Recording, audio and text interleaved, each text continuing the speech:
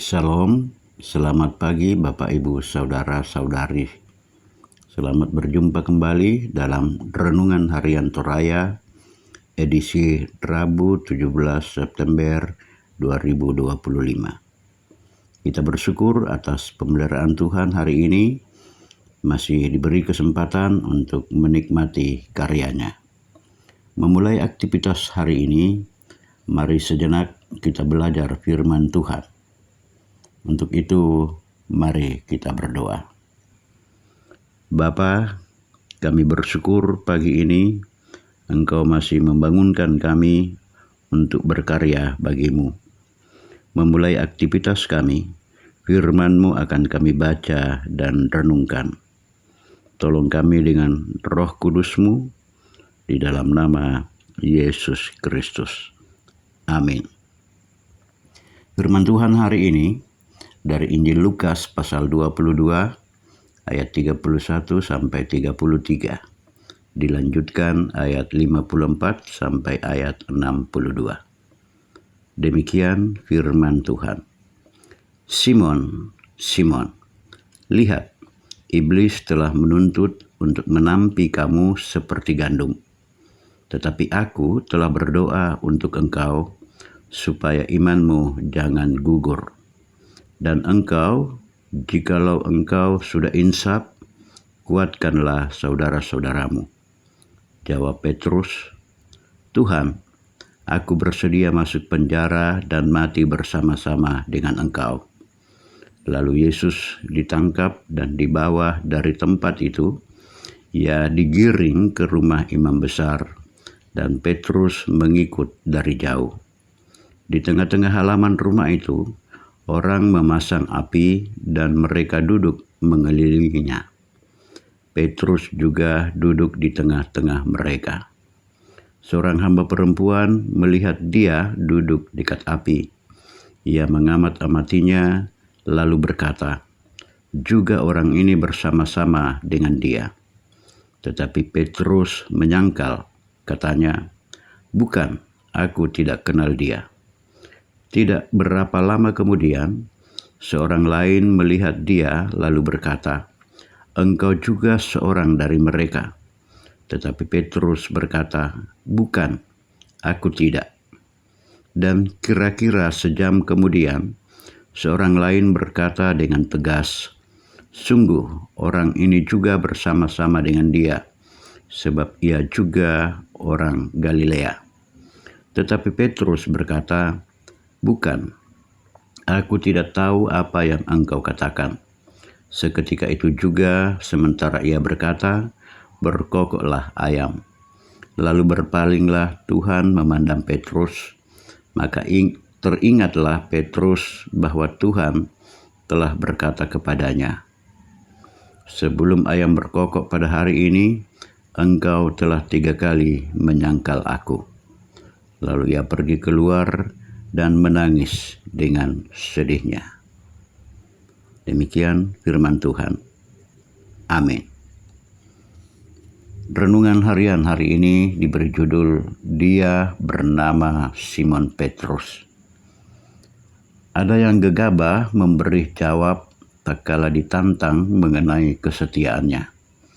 Tetapi sesungguhnya jawaban yang spontan itu lahir dari hati yang dipenuhi hasrat menjadi yang lebih besar. Dia bernama Simon Petrus. Menarik untuk mengamati cara Tuhan Yesus menyebut namanya. Di ayat 31, Tuhan Yesus memanggilnya Simon. Itu adalah nama aslinya. Tuhan Yesus tahu betapa rapuhnya Simon. Sesuai dengan namanya. Simon artinya mendengar. Dia hanya mendengar sesaat, tetapi setelah itu lupa. Kerapuhannya melahirkan ketakutan luar biasa yang berujung penyangkalan. Ketika dia menjawab peringatan Tuhan Yesus bahwa ia akan menyangkal, dia disebut Petrus. Nama yang disematkan oleh Tuhan Yesus sendiri ketika dia memberi pengakuan Yesus Mesias dari Allah. Seteguh arti namanya, Petrus menjawab peringatan Tuhan. Aku bersedia masuk penjara dan mati bersama-sama dengan engkau.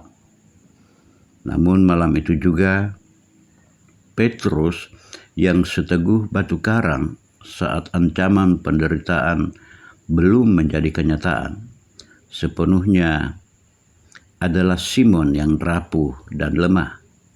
Ia sungguh tidak mampu mempertanggungjawabkan identitasnya sebagai murid Tuhan. Kita belajar dari Simon Petrus. Mungkin saja kita sudah berulang kali menyangkal kesetiaan kita kepada Tuhan karena dikalahkan kerapuhan dan ketakutan kita terhadap berbagai himpitan kesulitan hidup. Bahkan mungkin di saat kita diperhadapkan pada tantangan untuk mempertanggungjawabkan iman kita. Petrus, batu karang yang retak dalam peristiwa penyangkalan malam itu, menangis dan insaf. Selanjutnya, ia penuh keteguhan menguatkan saudara-saudaranya menjadi saksi setia tentang Kristus, Sang Mesias. Kita pun pasti diberi kekuatan untuk menginsapi ketidaksetiaan kita dan kemudian menjadi murid yang setia. Amin. Mari kita berdoa. Puji syukur Tuhan atas firman-Mu. Beri kami kemampuan melakukan firman-Mu.